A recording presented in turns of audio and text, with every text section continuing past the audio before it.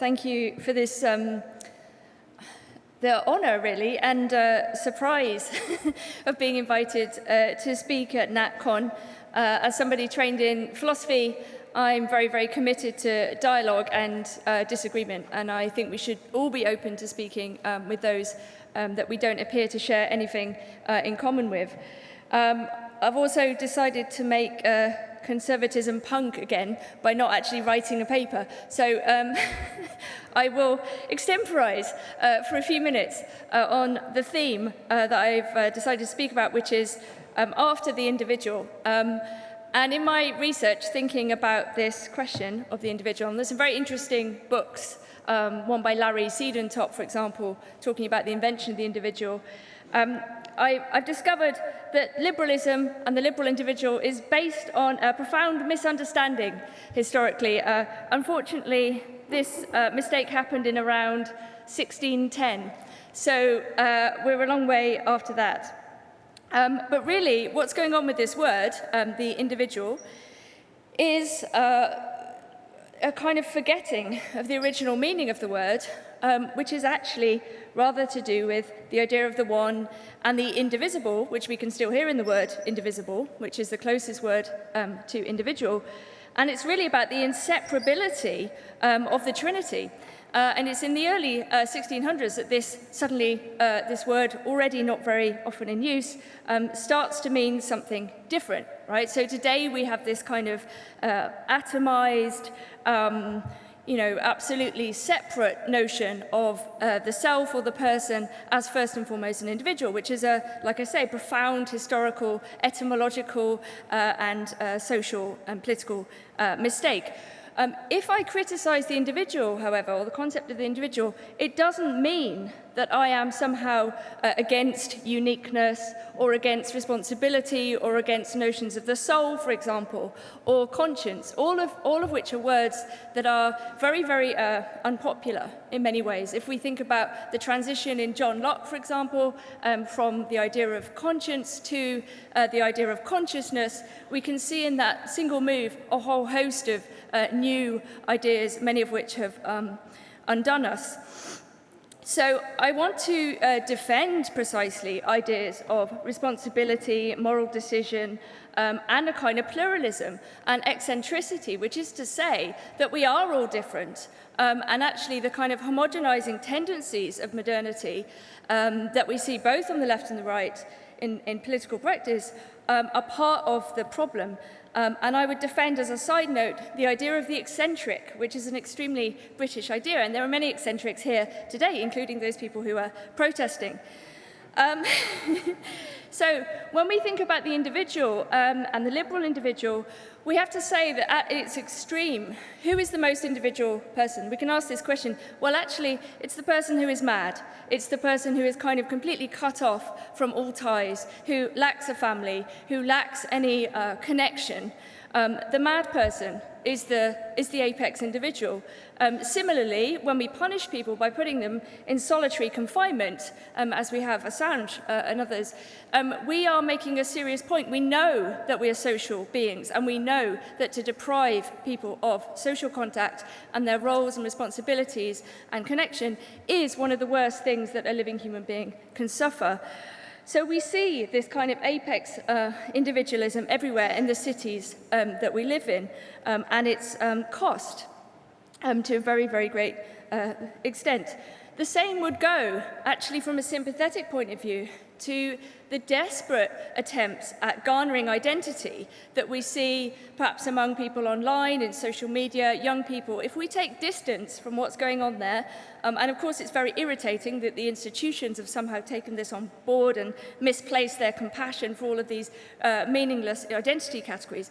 But if we take a step back, we can actually see what's happening here is a kind of desperate plea for recognition.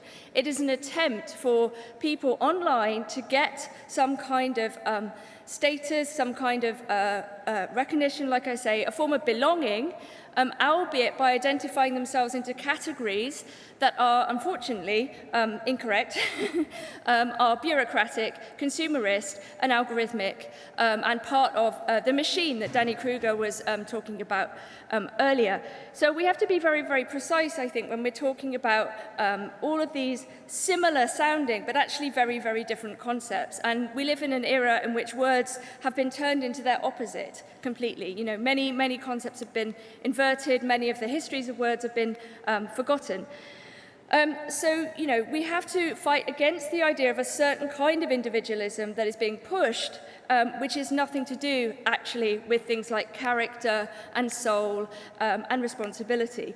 And I do want to say very strongly that children are not individuals, and I mean that in a very, very positive sense, to say that they need looking after. Children do not hold the truth of their identity. We should not be looking to them to tell us who or what they are. They are to be looked after, and they are vulnerable. And I think some of the things that are happening to children today are grotesque, and we will look back on that with a sense of collective horror, because it's our job to take responsibility for children and to protect them from themselves, as well as from the culture. I want to say,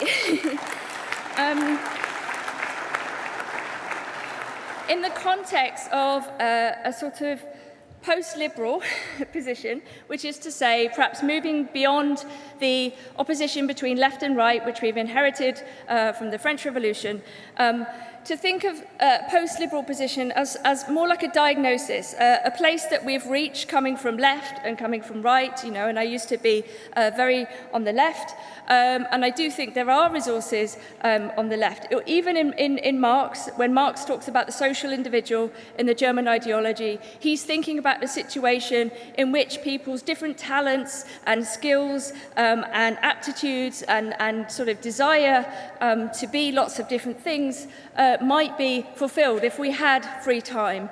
And I think in the socialist tradition, we do see an identification of a certain kind of post-individual situation, which is nevertheless a kind of collective form of differentiation, and it's difference that is preserved. Okay, this is very unlike, of course, a kind of idea of communism as a form of block homogeneity of you know, a sort of top-down totalitarian authoritarian regime. We saw those both on the left and the right. Okay, so I think we need to break with some of those sort of I don't know how to put it, like enemy making, and to try to see resources in the history of ideas and in theology, in politics and so on, even where those things conflict. I would be wary of kind of accusing today's left, for example, of being communist. I don't think they're communists. They don't think about class. They don't think about the critique of political economy. In fact, it's something else. What they've accelerated is the smashing of the body, of the destruction of distinction, in particularly the relationship between men and women and the reality of sexual difference. And I think it's very serious that it's that. You know, we have to know why they've done that, why sexual difference, which everybody knows is real and meaningful, is the one thing that's being attacked the most. And I want also to mention briefly the feminism of care and the emphasis that lots of female thinkers on the left, as well as in philosophy, have placed on the idea that we are fundamentally not individual at the level of our relations. A mother is not an individual. A pregnant woman is not an individual. We are all dependent on each other. We're dependent on huge networks of production and consumption. We are vulnerable and dependent on each other as members of families, as people who are married, as friends, as members of communities, of members of parishes. I'm also thinking here of the Blue Labour Project and a kind of emphasis on forms of social preservation and conservatism in the true sense, which is to say to protect those institutions and those forms of belonging which relate to the family, to the parish, to all of those things that people actually care about, which is the people they love, their families, their friends and where they live, and if you're British, hobbies. So I think really just to sort of wrap up a bit, When we're talking about after the individual, well, I'm talking about it. When I'm talking about it, it has to partly involve the rediscovery of what we already know to be true. Okay, we already live in a country that has, for example, parishes, that has churches everywhere. I strongly recommend everybody go to church. It's fantastic. You have to spend time. No, seriously. I mean, we're all liberal subjects, and none of us are exempt from behaving in ways that were or are liberal. That is to say, selfish, thoughtless, and so on. And I strongly think whether as a social technology, well, not whether, both, both as a social technology and as a form of spiritual practice and religious belief, that we already have these existing ties. We have places to meet and to be together face to face, which is another thing that they attempted to kind of take away from us, as we see, through technology, through the lockdowns, where we were separated explicitly, and through the use of technology.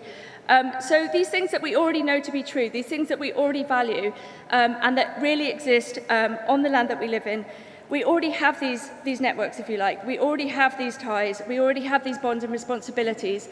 And it's about the re-enchantment of those, I think. And this is the only way we get beyond a certain kind of individualism which has played out, which is 60 years after the sexual revolution, selfish, horrible behaviour, hasn't worked out for anyone, really bad. We need to go back to caring about each other, which we always already do. We've simply forgotten.